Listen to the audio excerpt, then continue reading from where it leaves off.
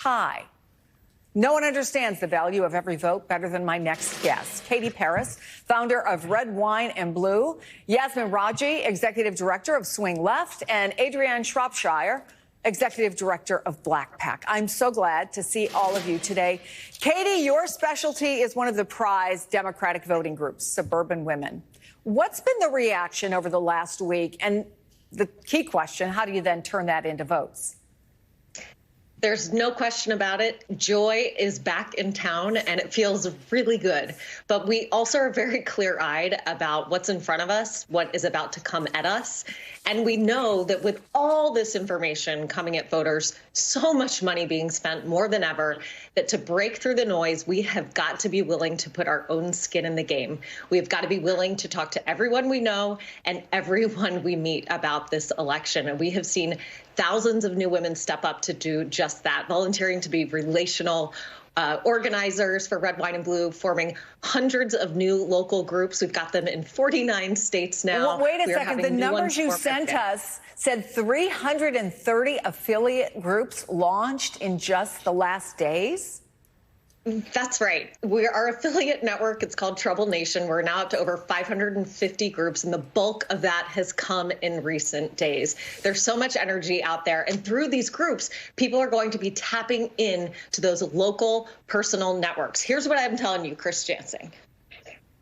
Friend-to-friend organizing, group chats, these are the new postcards. We are ready to have these conversations face-to-face in our networks, and that is how we break through the noise. And I'm blown away by the commitment that we're seeing from women across the country. Okay, Yasmin, you did an interview with Salon that posted this weekend. You said you've seen an immediate mood shift, that anxiety has been replaced with excitement. And I wonder if your numbers have jumped like Katie's and how you plan to sustain this momentum over the next 100 days. Yeah, I mean, I couldn't say it better than Katie said. The enthusiasm is just off the charts. Before Sunday's news just last week, we'd had our best week of volunteer engagement ever. So we've been at sort of rates of volunteerism even before this big surge, 88% higher than where we were in 2018. But like I mentioned in that Salon article, anxiety was the prevailing emotion that was driving that sort of surge of both donations and volunteer shifts.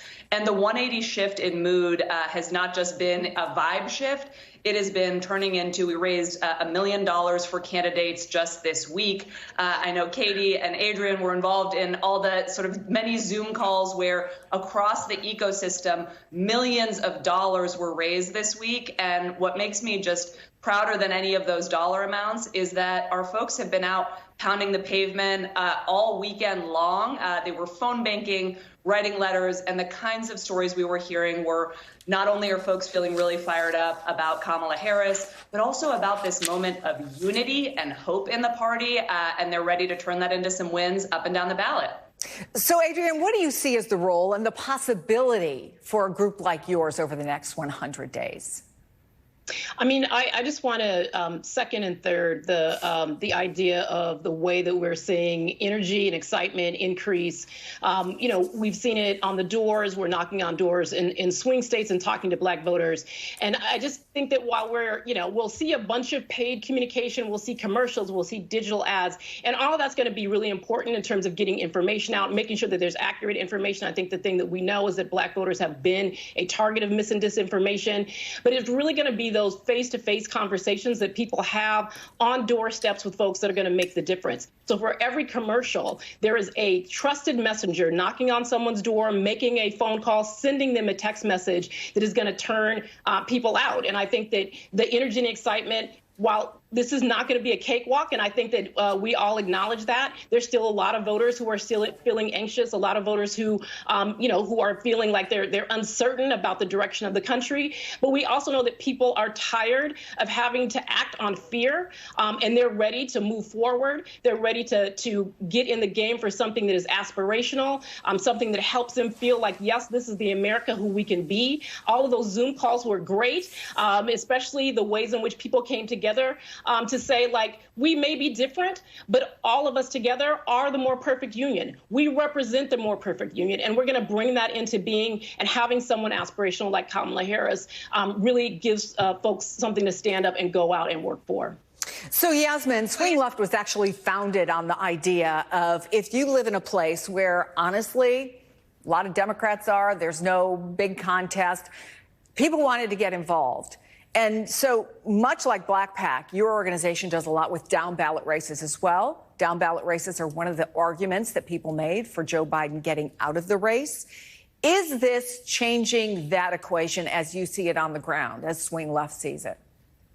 Oh, absolutely. I mean, I think just like anxiety was the prevailing emotion in terms of the presidential race, folks were really worried in that period between the debate and last Sunday about, what is the uncertainty of the ticket going to mean in terms of particularly House races with, the fight to win back the House is the sort of clearest path to victory here. The map is tougher for the Senate. And of course, the presidential is the challenging fight that we know that it's going to be.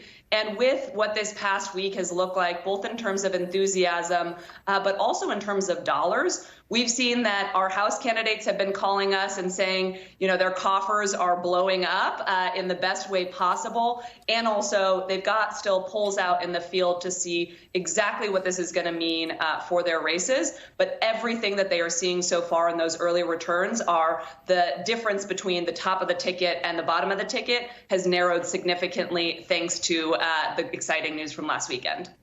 Yasmin Radjy, Adrian Shropshire, Katie Paris, who will not be sleeping over the next 100 days. Thank you all for being on the program. We really appreciate it.